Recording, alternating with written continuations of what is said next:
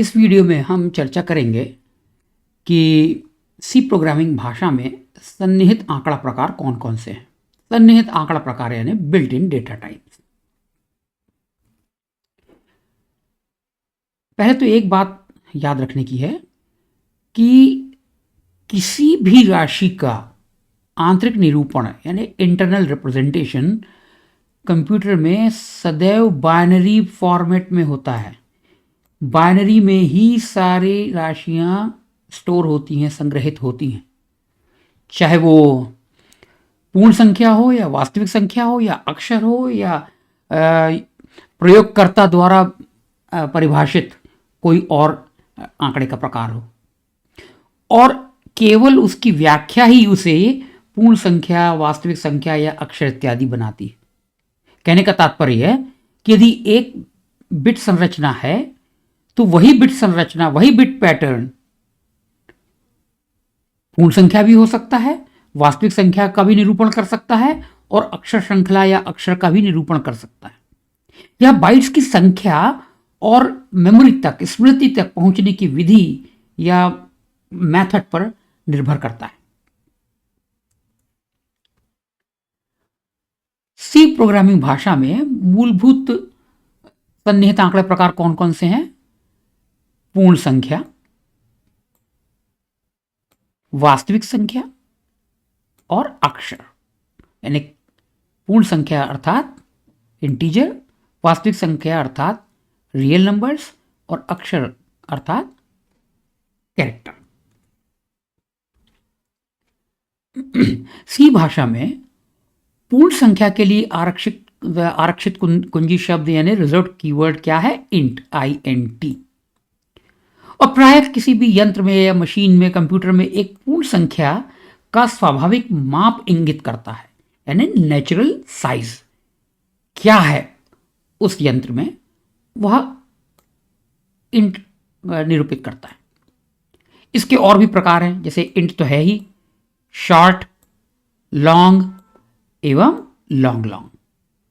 और ये सारे चिन्हित होते हैं। चिन्हित यानी साइंड, यानी इंट, शॉर्ट, लॉन्ग एवं लॉन्ग लॉन्ग दोनों प्रकार की संख्या निरूपित करेंगे, धनात्मक भी और ऋणात्मक भी।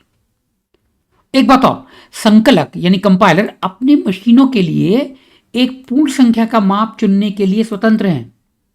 वो चाहे तो किसी संकलक में, यदि आप एक अपना संकलक बनाते तो आप चाहें तो इंट का जो माप है या साइज है, आप 4 बाइट रखें, 8 बाइट रखें, 16 बाइट रखें, जो आपको रखना हो रखें, लेकिन वो आपका संकलक होगा। कहने का तात्पर्य है कि ऐसा नियम नहीं है कि इंट या शॉर्ट या लॉन्ग कितने बाइट के होने चाहिए। लेकिन एक प्राय ये अनुभव में आता है, ये हमारे अनुभव में है कि माप कम से कम 16 बिट का होता है, यानी 2 बाइट्स का होता है। और माप में एक बंधन भी है, क्या कि शॉर्ट का जो माप है या साइज है वो इंट के माप से कम या बराबर होगा, उससे अधिक नहीं हो सकता। इसी तरह से इंट का माप लॉन्ग के माप से कम होगा या बराबर होगा।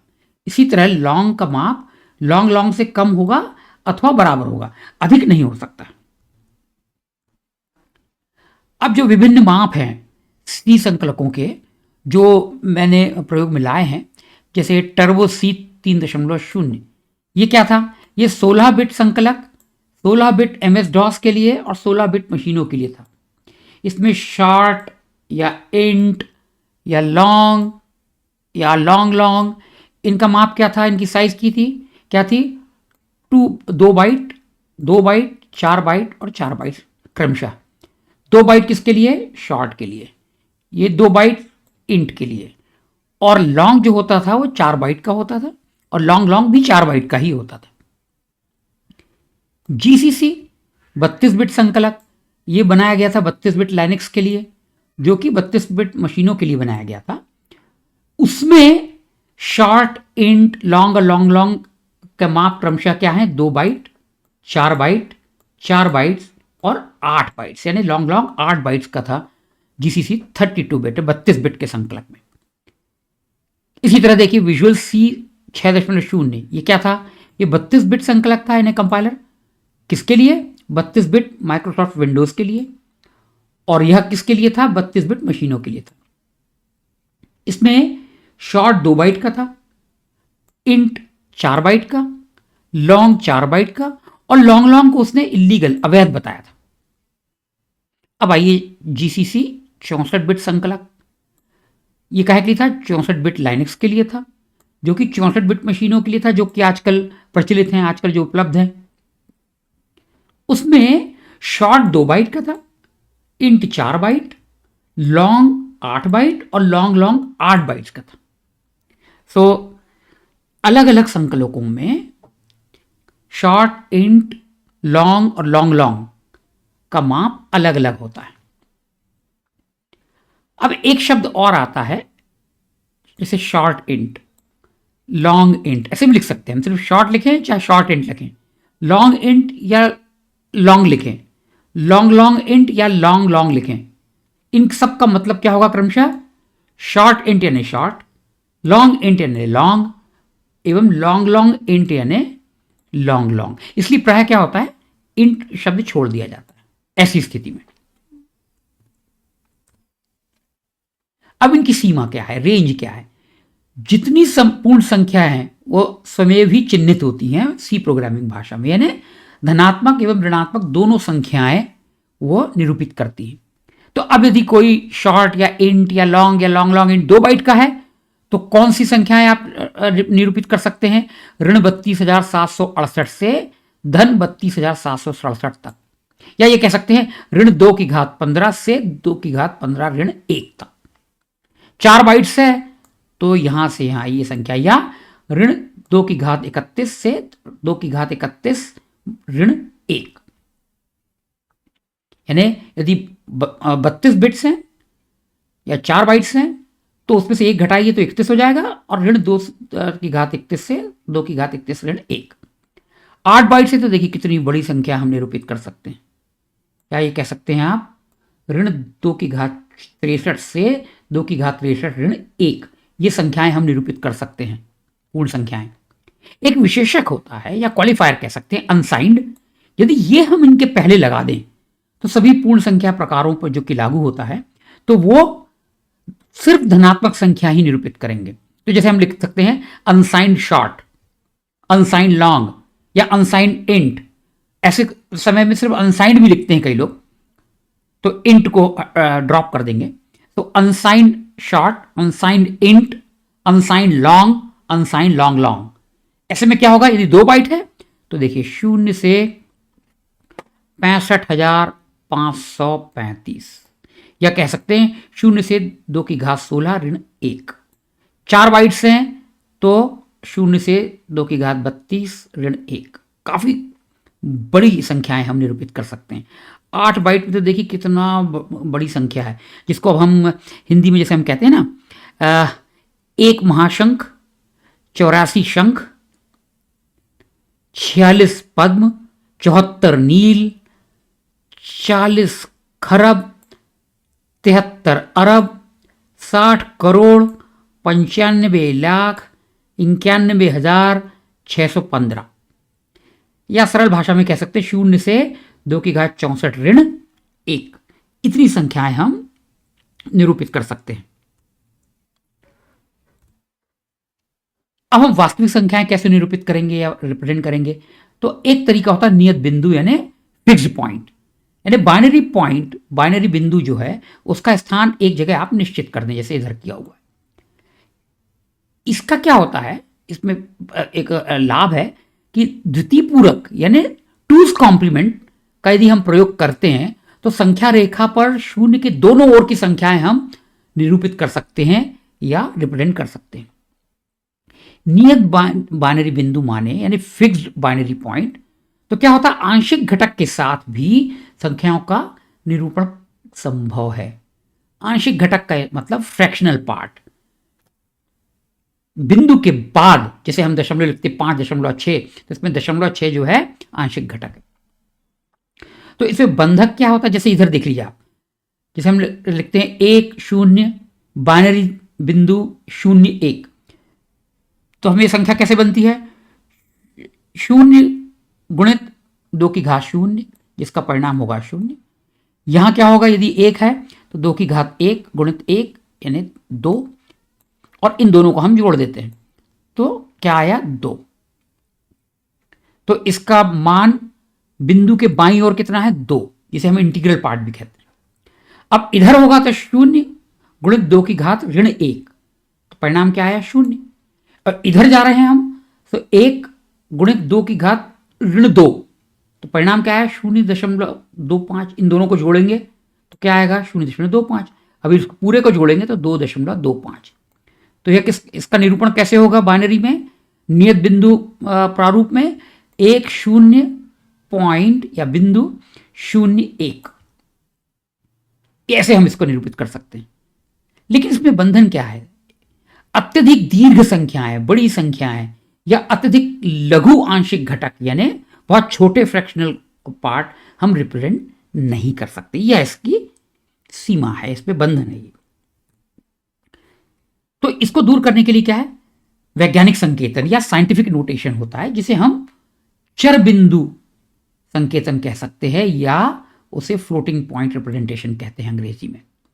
इसका लाभ क्या है, जैसे ये एक संख्या है 4,56,000, इसको हम ऐसे लिख सकते हैं 456 गुणित 10 की घात 3, ऐसे निरूपित कर सकते हैं। या 0.456 है, इसको लिखना है तो हम इसको कैसे लिख सकते हैं 456 गुणित 10 की घात ऋण 3 लिख सकते हैं। इसमें हमने क्या किया है कि दशमलव एक सुविधाजनक स्थान पर स्थानांतरित कर दिया है और 10 का घातांक यानी एक्सपोनेंट, ये जैसे यहां घातांक ऋण 3 है, यहां पे घातांक 3 है, तो 10 का घातांक इस दशमलव पर दृष्टि रखता है, इसलिए इसे फ्लोटिंग पॉइंट कहते हैं। ये किसी उस तरह है जैसे हम लोग स्लाइड रूल प्रयोग में लाया करते थे। स्लाइड रूल में क्या होता है कि जब आप कोई गुणन करते हैं या भाग करते हैं तो जो चिन्ह होता है, संकेतक होता है, उसका स्थान यदि 10 की घात 1 है तो भी वही होगा, 10 की घात 2 है तो भी वहीं पर होगा, 10 की घात 3 है तो भी वहीं पे होगा। वो आपको निकालना होता है कि ये 1.6 गुणित 10 की घात 6 है कि 1.6 गुणित 10 की घात 2 है, स्थान उसका वही होता था। तो यहां पर ये फ्लोटिंग पॉइंट, तो हम इसको उस संकेतक की तरह इधर से उधर सरका सकते हैं। इसका एक लाभ है कि मात्र कुछ अंकों द्वारा ही हम बहुत दीर्घ एवं लघु संख्याएं निरूपित कर सकते हैं। यह बाइनरी संख्याओं पर भी लागू होता है क्योंकि संगणकों में संख्याएं सदैव बाइनरी प्रारूप में ही संग्रहित होती हैं। और सामान्यतः हम एक संख्या ऐसे निरूपित कर सकते हैं इस चरबिंदु निरूपण में, धन ऋण, इसको हम कहते हैं मैंटिसा या मानकांश या महत्वांक। कहने का तात्पर्य है कि इसे हम मानकांश कहेंगे m, गुणित r यानी रेडिक्स या बेस या आधार। क्या आप बाइनरी में है तो आधार का मान 2 होगा, दशमलव पद्धति में है तो आधार का मान 10 होगा, और इसकी घात धन ऋण e यानी घातांक या एक्सपोनेंट। ठीक है, तो इस तरह से हम इसको लिख सकते हैं। अब वैज्ञानिक संकेतन में या साइंटिफिक नोटेशन में आधार निहित होता है और वह एक मशीन में सभी संख्याओं के लिए एक ही होता है, इसलिए उसको अलग से संग्रहित करने की आवश्यकता नहीं है। तो जैसे हम बाइनरी फ्लोटिंग पॉइंट की बात करेंगे बाइनरी चरबिंदु के लिए, तो क्या होगा, आधार 2 है। अब पता है हमें कि उस किसी भी एक मशीन में सभी संख्याओं के लिए आधार 2 ही है, तो उसको अलग से संग्रहित करने की आवश्यकता नहीं है। और यह वैज्ञानिक संकेतन एक बाइनरी शब्द में या वर्ड में हम संग्रहित कर सकते हैं, जो इस तरह से है। बिट 0 है, ये मानकांश का चिन्ह है, यानी बताएगा कि मानकांश धन है कि ऋण है। यदि 0 है तो उसका मान, यदि 0 है तो मानकांश धनात्मक है, अन्यथा वो ऋणात्मक है। और बिट संख्या 1 से लेकर 8 तक, बिट क्रमांक आप कह सकते हैं, यहां से लेके यहां तक यानी 8 बिट्स हुई, ये पक्षपाती घातांक कहलाता है या बायस्ड एक्सपोनेंट। और बिट क्रमांक 9 से लेके 31 तक ये कहलाता है मानकांश। तो ये बिट 0 क्या है, मानकांश का चिन्ह, और बिट क्रमांक 9 से 31 तक मानकांश स्वयं, और बिट क्रमांक 1 से 8 तक पक्षपाती घातांक।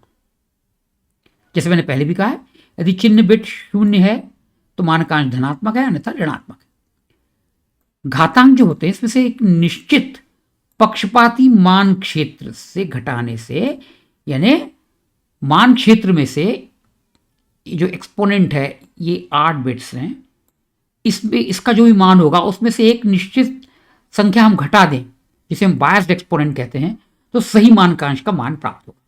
घातांक की 8 बिट कहां से कहां तक निरूपित कर सकती हैं? 0 से 255 यहां तक की संख्याएं बनाती हैं। तो 128 के पक्षपात से यानी बायस से यदि हम इसको घटा देंगे तो घातांक का सही मान क्या होगा? ऋण 128 से धन 127 तक, और आधार 2 माना गया है।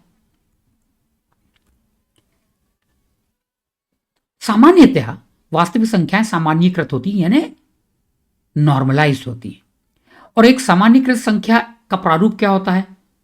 धन ऋण 0, ये है बाइनरी बिंदु, इसको हम दशमलव नहीं कहेंगे, दशम यानी 10 यानी डेसिमल, वो नहीं है ये बाइनरी बिंदु।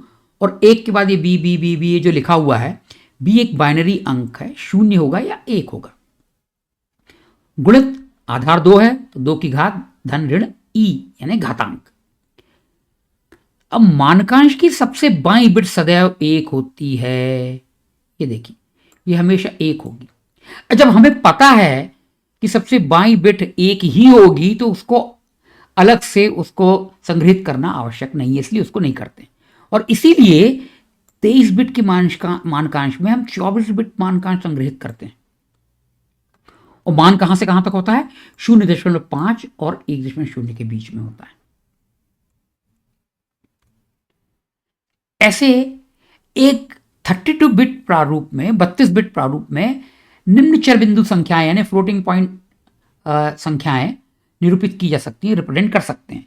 ऋण संख्याएं कहां से कहां तक? ऋण 1 ऋण 2 की घात ऋण 24 से गुणित 2 की घात 127, देखिए कितनी संख्या है। और ऋण 0.5 गुणित 2 की घात ऋण 128 के बीच में। धनात्मक संख्याएं कहां से कहां तक निरूपित कर सकते हैं? इनके बीच में। लेकिन एक बात है, अभी भी हम 2 की घात 32 उतनी संख्याएं ही निरूपित कर रहे हैं क्योंकि शब्द का माप 32 बिट है, वर्ड की साइज 32 बिट है। एक बात और, जैसे जैसे हम संख्या रेखा के केंद्र के पास आते हैं निरूपित संख्याएं निकट आ जाती हैं, और जैसे जैसे दूर जाते हैं निरूपित संख्याएं और फैल जाती हैं। कहने का तात्पर्य है कि जैसे जैसे हम केंद्र के पास आएंगे अधिक संख्याएं हैं जिनको हम सटीकता से निरूपित कर पाएंगे, यानी सही सही निरूपित कर पाएंगे। और जैसे जैसे दूर जाएंगे सही रूप से सटीकता से निरूपित होने वाली संख्याओं की संख्या कम होती जाएगी।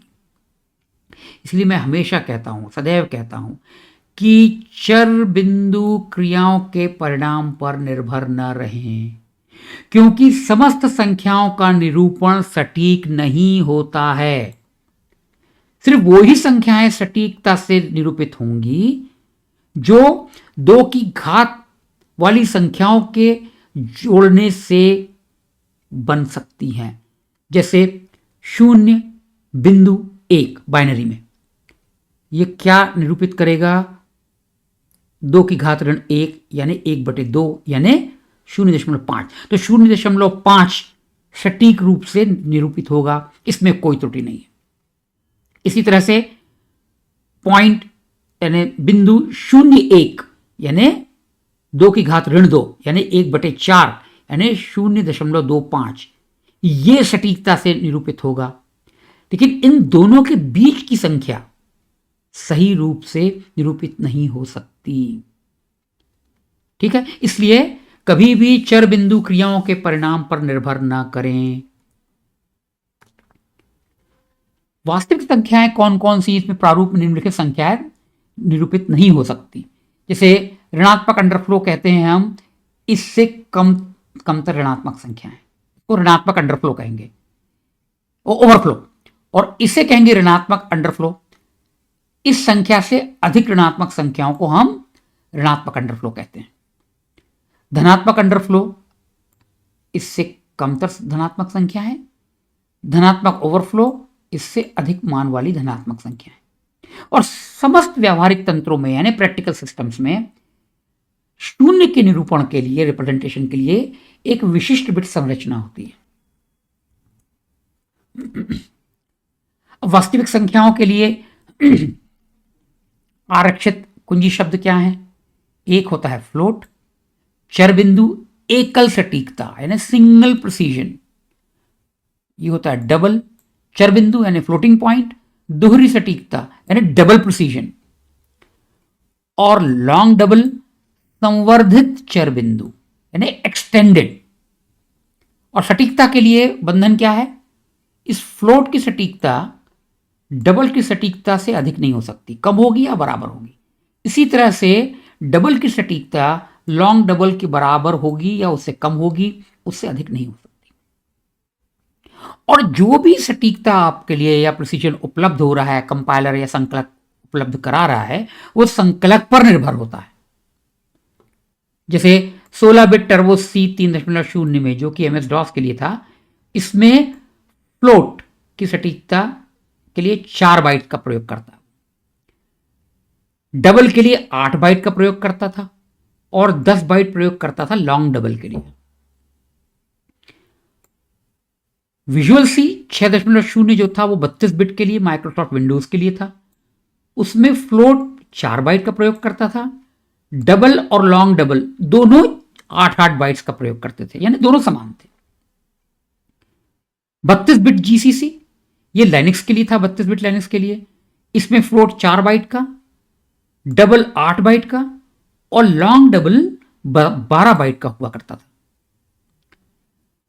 और अभी जो उपलब्ध है 64 बिट जीसीसी लाइनक्स जिसका मैं प्रयोग कर रहा हूं, मैं उसमें फ्लोट 4 बाइट का प्रयोग करता है, डबल 8 बाइट का और लॉन्ग डबल 16 बाइट्स का प्रयोग करता है। यानी देखिए कितने अधिक सटीकता उपलब्ध है। अब क्या हुआ कि सोफिस्टिकेटेड न्यूमेरिकली ओरिएंटेड प्रोग्राम्स, इसको हम कह सकते हैं परिष्कृत संख्यात्मकोन्मुखी प्रोग्राम्स। अब ये जो शब्द है ना, ये जहां ये लिखा हुआ है दूसरा शब्द परिष्कृत, यानी तो हो गया एडवांस कह लीजिए आप, संख्यात्मकोन्मुखी यानी न्यूमेरिकली ओरिएंटेड। यह शब्द मैंने गढ़ा है, तो इसको आपको पढ़ने में हो सकता है कुछ परेशानी हो, लेकिन सही अर्थ इसका वही हो गया, संख्यात्मकोन्मुखी यानी न्यूमेरिकली ओरिएंटेड, परिष्कृत यानी सोफिस्टिकेटेड। तो इस तरह के प्रोग्राम के लिए और पोर्टेबिलिटी सुनिश्चित करने के लिए, जो कि इसको हार्डवेयर से स्वतंत्र रखा, और IEEE ने, जो कि institute of electrical and electronics engineers है, जिसे हम IEEE कहते हैं, काफ़ी प्रसिद्ध है, इसे 1985 में विकसित किया। क्या? IEEE 754 मानक या स्टैंडर्ड। और बहुतायत में यह स्वीकृत हुआ, अपनाया गया, और अधिकतर जो आधुनिक प्रोसेसर्स है, कोप्रोसेसर्स में, इनमें इसका प्रयोग होता है। यानी चर बिंदु साइंटिफिक नोटेशन जो फ्लोटिंग पॉइंट नंबर के लिए है, उसके लिए इन्होंने एक मानक बना दिया। और मानक किसके लिए है? एकल यानी 32 बिट के लिए है, एवं दोहरा 64 बिट के लिए भी है। दोनों के लिए बनाया, दोनों प्रारूपों के लिए परिभाषित किया है, डिफाइन किया है। दोनों प्रारूपों में 0 बिट चिन्ह बिट है और क्रमशः 8 बिट्स एवं 11 बिट्स की घातांक है, यानी एक्सपोनेंट। 32 बिट के लिए जो है वो 8 बिट का घातांक है और 64 बिट के लिए 11 बिट का घातांक। 2 आधार माना गया है और 2 संवर्धित प्रारूप भी हैं, यानी एक्सटेंडेड फॉर्मेट भी हैं, एकल संवर्धित एवं दोहरा संवर्धित। सटीकता एवं सीमा के संवर्धन के लिए संवर्धित प्रारूपों के मानकांश क्षेत्र एवं घातांक क्षेत्र में अतिरिक्त बिट्स होती हैं, यानी मेंटिसा में एंड एक्सपोनेंट में अतिरिक्त बिट्स, एक्स्ट्रा बिट्स होती है। और वास्तविक प्रारूप कार्यान्वयन पर निर्भर करता है, यानी जब आप संकलन का इंप्लीमेंटेशन कर रहे हैं, उसको कार्यान्वयन कर रहे हैं उसका, तो उस पर निर्भर करेगा कि आप कितने बिट्स रखेंगे, क्या आपका प्रारूप होगा। अब IEEE 754 मानक में गुणधर्म या प्रॉपर्टी कह लो या मापदंड कह लो, ये एकल सटीकता है, ये दोहरी सटीकता है, डबल प्रिसीजन, ये एकल संवर्धित यानी सिंगल एक्सटेंडेड, और दोहरा संवर्धित यानी डबल एक्सटेंडेड। अब इसमें देखिए आप बिट्स की संख्या कितनी है? 32 फ्लोट में, जैसे आप कह लो, जैसे सी में हम फ्लोट बोलते हैं, उसमें जैसे 32 है। दोहरी सटीकता के लिए 64 बिट है। मानकांश बिट्स कितनी है? 23, इसमें है 52, इसमें 31 से अधिक होना चाहिए या 31 हो कम से कम, और इधर 63 या उससे अधिक होंगी मानकांश की बिट्स। ऐसे ही घातांक की बिट्स कितनी है? 8, सिंगल प्रिसीजन में जिसको हम फ्लोट कहते हैं, और डबल प्रिसीजन में 11 जिसे हम डबल कहते हैं, लॉन्ग डबल कहते हैं। तो ये फ्लोट डबल, इस तरह से घातांक का पक्षपात यानी बायस 127 इधर, इसका 1023। इसका न्यूनतम घातांक कितना होगा? ऋण 126, इसमें बताया है कि ऋण 1022। अधिकतम घातांक 127, दोहरी सटीकता में 1023। इस तरह से देखिए आप, और मानकांशों की संख्या कितनी है? अधिक मानकांश हम निरूपित कर सकते हैं। इसमें तो 2 की घात 52, और जहां ये एक्स एक्स लाल से लिखा है, इसका मतलब इसका उल्लेख इस मानक में नहीं किया है। दशमलव संख्या सीमा, ये देखिए आप, कहां से कहां तक हम सटीकता बता सकते हैं? 10 की घात ऋण 38 से 10 की घात धन 38 एकल सटीकता में। और आप देखिए इधर दोहरी सटीकता में कितने छोटे और कितने बड़ी संख्या हम निरूपित कर सकते हैं। 10 की घात ऋण 308 और 10 की घात धन 308, बहुत बड़ी संख्या है। तो जिसमें सामान्यतः हमारे जो काम है वो हो ही जाते हैं। अब आता है अक्षर। सी भाषा में आरक्षित कुंजी शब्द है अक्षर के लिए कैर। वास्तविकता में ये 1 बाइट पूर्ण संख्या है। इसके बारे में हम संभवतः अगले वीडियो में चर्चा करेंगे कि हम इसको एक इंटीजर यानी पूर्ण संख्या के रूप में भी ले सकते हैं। और स्वयमेव कैर का मतलब होता है चिन्हित, साइंड, और 1 बाइट है तो इसमें ऋण 128 से धन 127 तक की संख्याएं निरूपित हो सकती हैं। और यदि इसको सिर्फ अक्षर के रूप में देखें तो 0 से कम मान ये धारण नहीं कर सकता। जब भी हम इसको कैर के रूप में उपयोग में लाएंगे, इसका मान 0 से कम नहीं होगा। और डिफॉल्ट या स्वयमेव मान एक कैर का न्यूनतम 0 एवं अधिकतम 127 होता है। अब एक इसमें आ जाता है शब्द अनसाइंड। यदि अनसाइंड कैर हम लिखते हैं तो वो 8 बिट धारण कर सकता है, और आस्की कूट उसका क्या होता है या कोड? न्यूनतम होगा 0 एवं अधिकतम होगा 255। तो सामान्यतः हम कैर का प्रयोग करते हैं तो हम प्रिंट करने में प्रयोग में लाते हैं ABCD या जो भी हमारे प्रिंटेबल आस्की कोड्स इसको हम कहते हैं, तो उनका प्रयोग करते हैं। लेकिन इसको हम अनसाइंड कैर लिखेंगे तो 1 बाइट की धनात्मक संख्या भी हम निरूपित कर सकते हैं। और जब धनात्मक संख्या है तो 1 बाइट की जो कैलकुलेशंस हैं, गणनाएं हैं पूर्ण संख्याओं की, वो भी हम कर सकते हैं। इस वीडियो में बस इतना ही। धन्यवाद।